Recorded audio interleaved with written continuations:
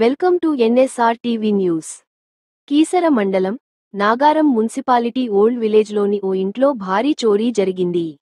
బాధితులు లింగమ్మ తెలిపిన వివరాల ప్రకారం 16 తులాల బంగారం, 40 తులాల వెండి, 20,000 రూపాయలు అపహరించారు. ఊరికి వెళ్లి తిరిగి వచ్చేసరికి ఇలా జరిగిందని, ఈ విషయమై స్థానిక పోలీస్ స్టేషన్లో ఫిర్యాదు చేశామన్నారు. పోలీసులు కేసు నమోదు చేసుకుని దర్యాప్తు చేస్తున్నామని తెలిపారు.